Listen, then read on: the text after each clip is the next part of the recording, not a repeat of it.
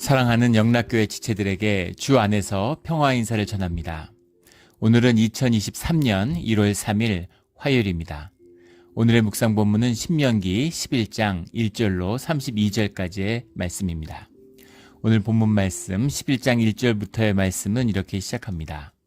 그런즉 내 하나님 여호와를 사랑하여 그가 주신 책무와 법도와 규례와 명령을 항상 지키라. 지금 모세가 요단강을 앞에 두고 이제 마지막 자신의 삶의 마지막에 자손들에게 전하는 그런 말씀이에요. 우리 설교라고 그랬죠. 주님의 말씀을 선포하는 것입니다. 그런데 그 말씀 가운데 전하는 여호와를 사랑하여 지키라, 사랑하라, 지키라. 이 11장에 나오는 이 본문의 말씀, 주님의 책무와 법도와 규례라는 건 주님의 말씀에 대한 그런 표현들이죠. 책무, 법도, 규례, 명령. 근데 그것을 지키는 바탕은 주님을 사랑하는 것에서 비롯되는 것이죠. 우리가 무슨 억압이나 두려움 때문이 아니라 사랑하는 마음 때문에 주님의 그 말씀을 지키며 살아가야 된다. 그것이 우리의 마음을 보시고자 하는 광야에서 우리를 낮추고 시험하신 주님의 뜻이었죠. 주님의 사랑하시는 마음을 확인하고 싶은 거예요.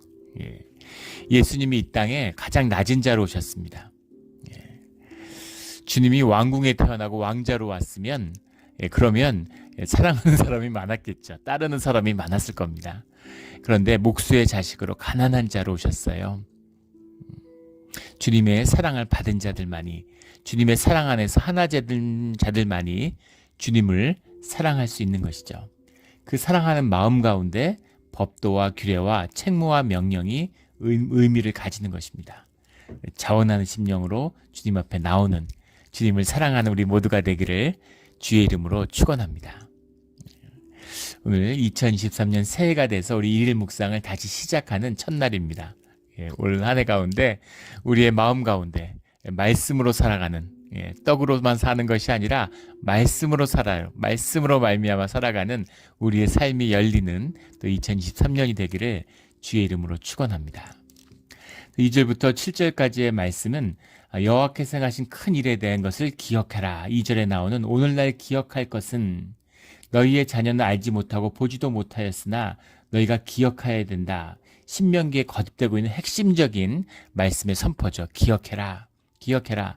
주님이 너희 삶 가운데 하신 일을 기억하라 하는 말씀입니다. 우리가 주님과의 임재가 느껴지지 않는, 약하게 느껴질 때가 있고 또 주님의 음성이 들리지 않는, 침묵하는 주님 가운데서 힘들어할 때가 있습니다. 그런데 우리가 기억해야죠. 우리의 삶 가운데 주님이 하신 일을 기억해야 되는 겁니다. 근데 여기서 애굽에서 행하신 일, 그 광야에서 너희에게 행하신 일, 5절에 나오는, 또 6절에 가면 너희가 루벤 자손 엘리압의 아들 디딘과 아비람에게 하신 일, 그런 모든 일들을 기억해라 이렇게 말씀하면서 7절에 너희의 눈으로 보았느니라 이렇게 말씀하고 있습니다. 너희가 여호와께서 행하신 이 모든 큰일을 너희의 눈으로 보았느니라. 그런데 사실은 이 말씀을 듣고 있는 회중들은 이 일을 보지 못했죠. 지금 이 일을 본 사람들, 홍해의 바다를 건넌 자들은 대부분 거의 모두 다 죽었습니다. 그리고 그들의 자손들, 광야에서 태어난 자손들이 거의 전부죠. 그리고 그들이 요단강 앞에 있어요. 너희의 눈으로 보았다라는 건 너희의 육체의 눈으로, 육신의 눈으로, 육신의 경험으로 너희가 했지 않느냐 이런 의미가 아니죠. 성경에서 눈으로 보았다는 건 너희의 영이 열려서 선포하신 말씀을 영접하지 않았느냐라는 뜻이죠. 그 말씀의 증인이 되지 않았느냐, 주님이 함께 하시는 그 동행하는 길 가운데 너희가 함께 하지 않았느냐, 이것이 보았다라는 것의 참된 의미입니다.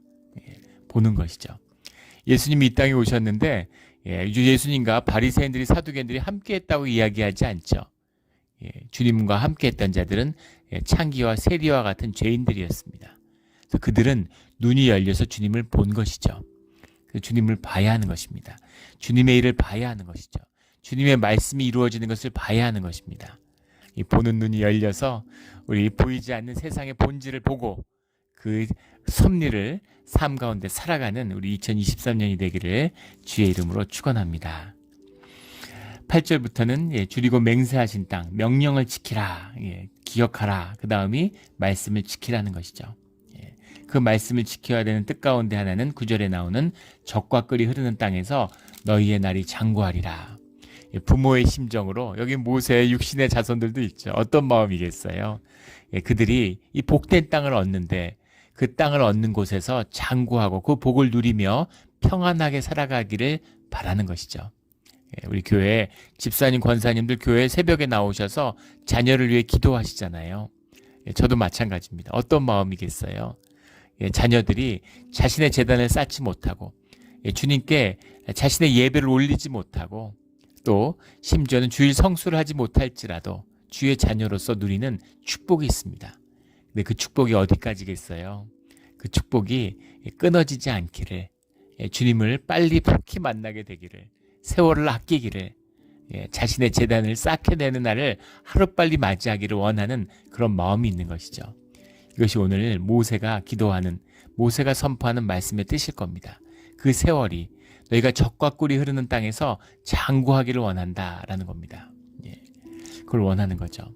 13절에 보면 여호와를 사랑하여 마음을 다하고 뜻을 다하여 섬겨라. 마음을 다하고 뜻을 다하여서 주님을 사랑하라 라는 거죠. 핵심적인 가르침입니다. 성경 전체를 꿰뚫고 있는 핵심적인 가르침이죠. 마음을 다하고 뜻을 다하여 여호와를 사랑하라 라는 거예요. 근데 그 여호와를 사랑한다라는 것이 주님을 섬긴다라는 것과 같은 말이죠. 너희가 행하면 하고 성경에 나오는 것처럼 너희 처음 한 일을 처음 했던 그 마음을 행함을 회복해라 이렇게 주님이 말씀하시는 초대교회 증거하셨던 말씀처럼 행함에 있는 것이죠. 섬김에 있는 것입니다. 내가 마음은 주님을 사랑하는 것 같은데 내가 정말 마음속으로는 주님을 소중히 여겨. 근데 그거는 내 생각이지 내 마음이 아닙니다. 내 마음이라고 하는 것은 내 삶과 하나죠. 내 삶이 내 마음이에요. 내가 와이프를 사랑하는 줄 어떻게 합니까? 내 삶이 아는 것이죠. 내가 정말 부인을 사랑하는데 그런데 매일 술 먹고 늦게 들어오고 부인한테 화내고 이거 사랑하는 게 아니죠. 섬기는 것입니다. 삶이에요. 행위예요. 삶으로 사는 것이 내 마음이고 내 믿음입니다. 내가 주님을 사랑하고 주님의 말씀을 잘 알아. 근데 교회는 나가지 않아. 요즘에 의의 사도들이 넘쳐나죠. 교회가 타락하고 기독교가 타락하니까 의의 사도가 넘쳐요. 너무 의로워가지고 타락한 교회를 섬길 수가 없다는 거죠. 어느 시대나 마찬가지였습니다.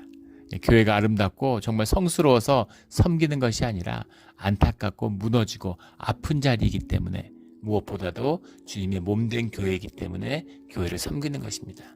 주님을 섬기는 참된 뜻이에요. 마음을 다하고 뜻을 다하는 것입니다. 이것이 사랑이에요. 어떻게 사랑할까? 깊이 생각할 것이 없습니다. 우리 남편분들, 남자 성도님들 그런 얘기예요. 집에 가면 어떻게 와이프를 사랑하고 섬겨야 되나. 어렵게 생각하지 말고 집에 가면 설거지부터 시작하고 청소부터 시작하고 그런 것이죠. 아이들이 어리면 라이드 해주는 것부터 시작하고 그리고 주입반 그 밖에 나가서 전화도 하고 사랑한다고 고백도 하고 그렇게 삶으로 섬김으로 시작하는 것입니다.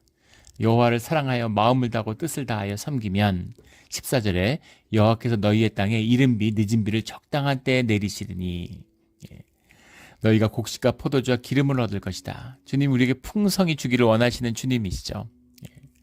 주님이 우리의 마음을 얻기 위해서 우리를 낮추시는 거예요. 내가 재벌 3세입니다. 재벌집 막내 아들이에요. 그러면 좋아하지 않을 사람이 누가 있겠어요? 다 좋아할 겁니다. 그런데 나를 좋아하는지 돈을 좋아하는지 알고 싶으면 돈을 내어놓으면 되죠. 돈을 다 사람들한테 나눠주면 그러면 사람들이 날 좋아했는지 돈을 좋아했는지 알 수 있습니다. 구름 타고 하늘에서 예루살렘 궁전으로 성전으로 내려오시는 주님은 다 좋아해요. 다 사랑한다고 얘기합니다. 그런데 이 땅에 몫으로 오고 낮은 자로 와서 거기서 사람들을 섬기고 가난한 자들과 함께하고 있는 그 주님은 사람들이 돌로 치려고 그러는 것이죠. 종교인들은 돌로 치려고 그래요. 그런 것입니다. 이것이 광야의 길을 걷게 하시는 주님의 참된 뜻이에요. 왕궁의 백성은 주님을 사랑하지 못합니다. 광야의 백성만이 주님을 사랑하는 것이죠. 우리의 진실이, 우리의 아픔이 우리를 하나 되게 하는 거예요. 이 깊은 비밀을 너희의 땅에 이른 비 늦은 비를 적당한 때에 내리시리니 은혜죠. 예, 은혜가 있어야 되는 겁니다. 이른 비라고 하는 것은 우리 양력으로 하면 뭐 10월, 11월 이럴 때 내리는 그런 비죠. 우리 팔레스타인 땅이 우리 캘리포니아하고 똑같은 지중해성 기후입니다. 그래서 겨울에 이제 우기가 시작되기 전에 그 건기의 마지막이니까 땅이 얼마나 메말라 있겠어요. 근데 그럴 때 이제 비가 오면 파종을 할 때 좋은 거죠. 땅을 갈아야 파종을 하니까. 그러니까 그 이른 비가 와야 농사 짓기가 쉬운 거죠. 늦은 비라고 하는 것은 이제 미래 수확이 끝난 3월, 4월경이 되는 거죠. 이제 보리에 대한 그 파종을 시작해야 되는데 그때 이제 비가 오는 시기입니다. 밀을 수확하는 시기인데 그때 비가 오는 것이 또 곡식을 마지막에 풍성하게 아주 알곡을 연글게 하는 그런 효과가 있다 그러죠. 근데 이 묘미는 이 늦은 비가 많이 오면 농사를 망친다는 겁니다. 안 와도 농사가 이제 어려워지죠. 근데 적당한 비가 와야 되는 거예요. 많지도 않고 적지도 않은. 너무 많이 와서 알곡을 땅에 떨어뜨리면 안 되고 또 너무 안 와서 알곡이 연글지 않으면 안 되는 거죠. 그래서 거기에 뜻 맞는 적당한 때에 적당한 비가 내리는 겁니다. 주님만이 하실 수 있는 일이죠. 그런 은혜가 따라야지만이 가축으로야 들에 풀이 나게 하시고 내가 먹고 배부를 것이라 우리를 배부르게 하신다는 거죠. 특히 가나안 땅은 이제 계곡이 있고 이 가나안 북쪽의 산에 만년설이 있어서 그게 녹아내리면서 그 1년 내내 또 물이 부족하지 않은 그런 것이죠. 이런 그 은혜의 땅, 은혜를 우리 삶 가운데 내려주신다는 거예요. 우리 사업하시는 분들 이런 거 많이 느끼시죠. 어려운 일을 당하고 힘든 일을 당했는데 사업이 점점 흥황하는 거를 경험합니다. 근데 별일이 없는 것 같은데 뭐 특별한 문제가 없는 것 같은데 삶이 점점 쪼그라드는 그런 경험도 하실 수 있죠. 이게 주님의 은혜가 함께 해야 되는 비밀입니다. 우리 이번에 그 일본 니케이라고 하는 일본 경제신문이죠. 거기서 발표한 기사를 하나 봤는데 10년 전에는 일본의 1인당 GDP가 한국 1인당 GDP의 2.5배였대요. 10년 전에는 30년 전에는 5배 차이가 났답니다. 그런데 금년에 역전이 됐대요. 이미 가처분 소득은 5년 전에 그리고 근로소득은 7년 전에 일본하고 역전이 됐다는 겁니다. 근데 이제 1인당 명목 GDP도 역전이 됐는데 일본 경제신문에서 경제 전문가들이 분석한 거죠.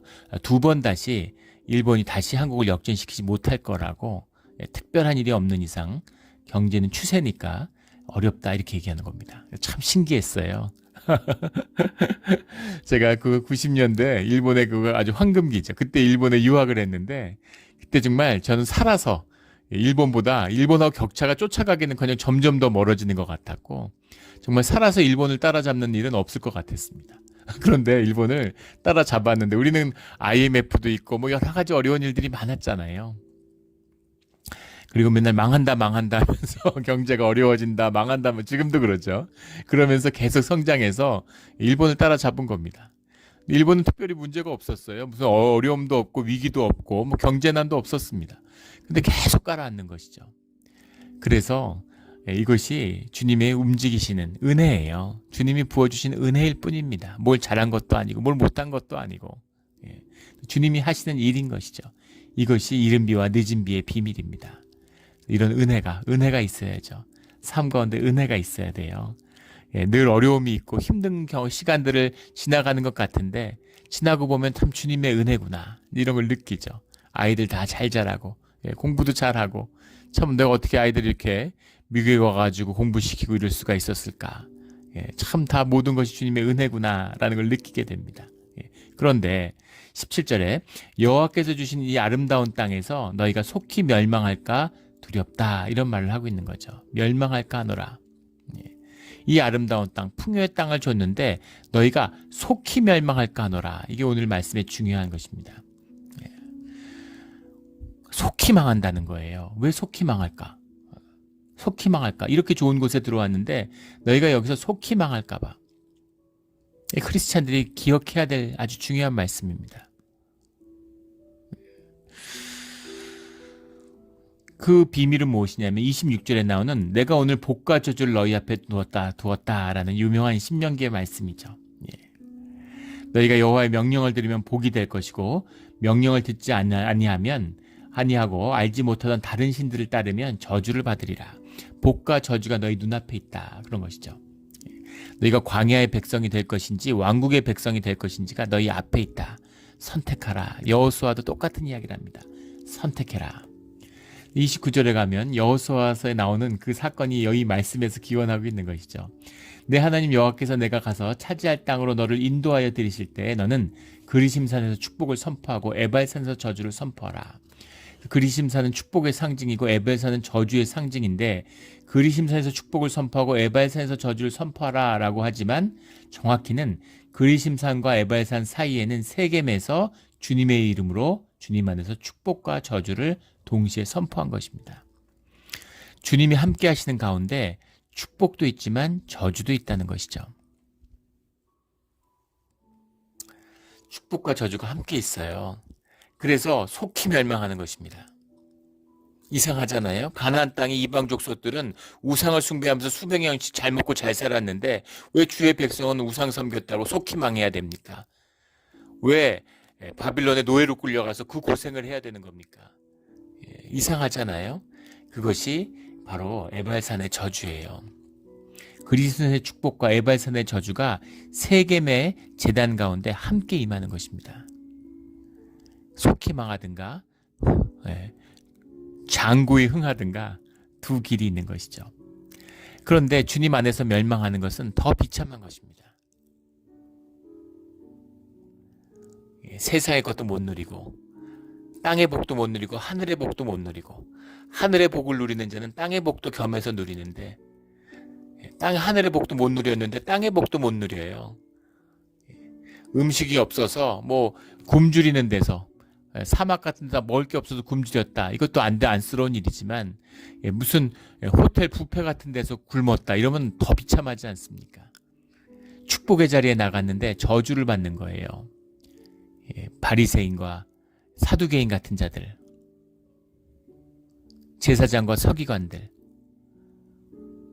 종교를 업으로 삼고 주의 말씀을 달고 사는데 그런데 살아있는 주님을 영접하지 못하는 자들이 되는 것이죠.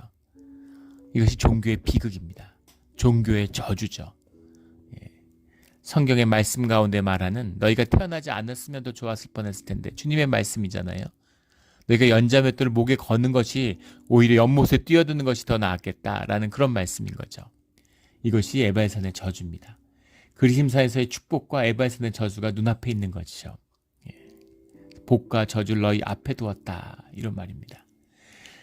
근데 왜 그리심산과 에발산일까? 세겜 땅에 있는 산인데 뭐 여러 가지 설이 있어요. 제가 가보진 못했지만 가본 분들에 의하면 그리심산은 나무들이 빽빽하고 이 지중해에서 이제 서풍이 불어오니까 이 바람을 이제 그 수분을 담고 오는 거죠. 우리 캘리포니아에 이 레드우드가 막 수십 메타씩 쫙쫙 솟아 있잖아요. 이 바다를 머금은 것이 시에라 네바다 그 산맥에 갇히니까 시에라 네바다의 오른편은 완전히 사막인데 왼편은 나무들이 빽빽한 그걸 생각하시면 되죠. 그래서 그리심산에는 나무가 빽빽한데 침엽수들이 막 솟아 있다고 그래요. 근데 에발산은 이제 황무지랍니다. 돌밖에 없대요. 근데 그 두 산이 세겜을 앞두고 마주보고 있는 거죠. 그리고 두 개의 산 높이가 실제는 에발산이 더 높다고 그래요. 에발산이 한 5, 60m 더 높다고 그러는데 이제 겉으로 보기엔 한 3발 8, 900m 정도 되는 비슷한 적당히 큰 산입니다. 근데 평지에서 솟았기 때문에 이제 굉장히 웅장하고 높아 보이겠죠. 그래서 그리심산과 에발산이 있는데 산이 많고 하나는 산이 없으니까 똑같은 지역에 있는데 그것이 한 길에서 세겜이라는 한 길에서 보이는 축복과 저주의 대비가 됐다. 이런 이야기도 있고 그 동시에 또 그리심산에는 빛이 잘 든다고 합니다. 이 산이 이제 동편과 서편, 세겜에서 보면 동편과 서편에 있는데 그러니까는 남북의 길로 보면 이게 쭉 이 팔레스타인 땅에서 남북으로 솟은 길에서 보면 우편과 좌편에 있는 거죠. 그러니까 이제 이 동편을 마주보고 있는 이 산은 그리심산은 햇빛을 잘 받는데 에발산은 이제 그늘이 드리워져 있다는 거예요. 그래서 빛과 그늘 한쪽은 밝고 한쪽은 어두우니까 빛과 그늘 때문에 이렇게 대비가 되었다. 뭐 그런 견해도 있습니다. 또 이제 그리심산이 오른편에 있고 에발산이 왼편에 있으니까 오른편과 왼편의 대비다. 뭐 이런 해설도 있는데 정확한 뜻은 알 수 없지만 세겜에서 그리심산과 에발산을 위해서 세겜이란 땅은 30절에 나오는 길갈 맞은편 모래 상수리 나무 곁에 아라바에 거주하는 가나안 족속의 땅. 이것이 창세기 12장에 나오는 아브라함이 처음에 가나안 땅에 왔을 때 상수리 나무 앞에서 주님께 감사의 제사를 드렸던 그 제사의 땅이죠. 첫 제사. 아브라함이 언약 가운데 가나안 땅에 들어온 것처럼 그 언약 가운데 가나안 땅에 들어갔을 때 너희가 이 상수리 나무에서 이 주님께 다시 한번 제사를 드려야 되는데 그 가운데 그리심산에서의 축복, 에발산의 저주를 선포하라 이거지. 주님의 말씀을 세겜에서 선포하는 것입니다. 그 말씀 가운데 축복과 저주의 뜻이 있어요. 교회가 타락하니까 이 축복만 이야기합니다. 주님 만나면 다 잘 되는 것처럼 얘기해요. 그렇지 않습니다. 주님 안에 저주가 있어요. 무서운 것입니다. 주님이 무서운 거를 모르죠. 종교 생활을 하고 살아계신 주님을 모르니까 무서움이 없는 거죠. 주님을 무서워하지 않아요. 그런 것이죠. 주님을 아는 자들은 감사와 은혜가 있지만 동시에 주님에 대한 깊은 두려움, 경외함이 있는 것이죠. 이것이 그리심산과 에발산의 비밀입니다. 저주를 피하고 주님에서 늘 축복을 누리는 아름다운 땅에서 그 풍성함이 장구한 우리의 신앙의 길, 믿음의 길이 되기를 주의 이름으로 축원합니다. 우리 이 그리심산의 축복이 시작되는 문이 활짝 열리는 2023년이 되기를 될 줄로 믿고 또 주님의 이름으로 우리 교회 앞에도 이제 그런 길이 활짝 열리기를 다시 한번 주의 이름으로 축원합니다. 아멘. 함께 기도드리겠습니다. 하나님 아버지 감사합니다. 우리 새해 첫날 주님이 주시는 말씀이 우리 첫 일일 묵상 가운데 주님이 그리심산의 축복에 대한 말씀을 주신 것 감사합니다. 또 에발산의 저주가 함께 있음을 저희로 기억나게 해주시니 감사합니다. 주님 늘 주 안에서 주님의 말씀을 진심을 다하고 마음을 다하고 뜻을 다하고 정성을 다해서 주님을 섬기는 일 가운데 열심을 다함으로 우리의 신앙의 길이 늘 그리심산의 축복이 함께하는 길이 되기를, 그리심산의 축복을 선택하는 우리의 믿음이 되기를 간절히 원합니다. 주님, 올 한 해 주님께 올려드립니다. 주님 함께하여 주시옵소서. 감사드리며 예수 그리스도의 이름으로 기도드렸습니다. 아멘.